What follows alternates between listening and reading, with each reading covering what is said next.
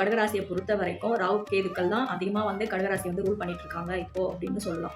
So உங்களுக்கு பொருளாதாரத்துலையும் சரி, குடும்பத்துலையும் சரி, ஒரு நிறைய மனக்கசப்பு தான் உங்களுக்கு அதிகமாக இருந்துட்டு இருக்கும். ஸோ இது எல்லாமே நீங்கணும் அப்படின்னும் போது ஏழை நோயாளிகளுக்கு அவங்களுடைய மருத்துவ செலவுக்கு அல்லது மருந்து வாங்கி கொடுக்குறது, இந்த மாதிரியான விஷயங்கள் எல்லாம் நீங்கள் தொடர்ந்து செய்யும் பொழுது உங்கள் குடும்பத்தில் ஏற்பட்டு வந்த பாதிப்புகள் எல்லாம் நீங்கும். ஸோ இது வந்து நீங்கள் ப்ராக்டிக்கலாக இந்த மாதிரி விஷயங்கள் எல்லாம் நீங்கள் பண்ணும்பொழுது உங்களுக்கு ஒரு நல்ல பலன்கள் உண்டாகுங்க.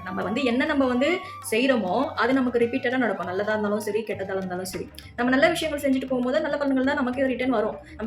ஸோ கடகராசிக்காரங்களே, உங்கள் வாழ்க்கையில் நிறைய சிக்கல்கள் இருக்குது. அதெல்லாம் நீங்களும் அப்படின்னா நோயால் பாதிக்கப்பட்டவர்களுக்கு மருந்து வாங்கி கொடுக்குறது, மாத்திரை வாங்கி கொடுக்குறது, அவங்களோட மருத்துவ செலவுக்கு உங்களால் முடிஞ்ச உதவிகளை செய்கிறது, இது போல் விஷயங்கள் எல்லாம் நீங்கள் தொடர்ந்து செய்யும் பொழுது கண்டிப்பாக உங்கள் வாழ்க்கையில் ஒரு நல்ல மாற்றங்களை ராகு கேது உண்டு பண்ணி தரும். ஸோ இதெல்லாம் வந்து நீங்கள் தொடர்ந்து செஞ்சு பாருங்கள். இது வாரத்துக்கு ஒரு நாள் செய்யலாம், இல்லை மாதத்துக்கு 2 முறை செய்யலாம், உங்களுடைய பொருளாதார வசதிக்கு ஏற்ப. ஆனால் செய்கிறது ரொம்ப நல்லது.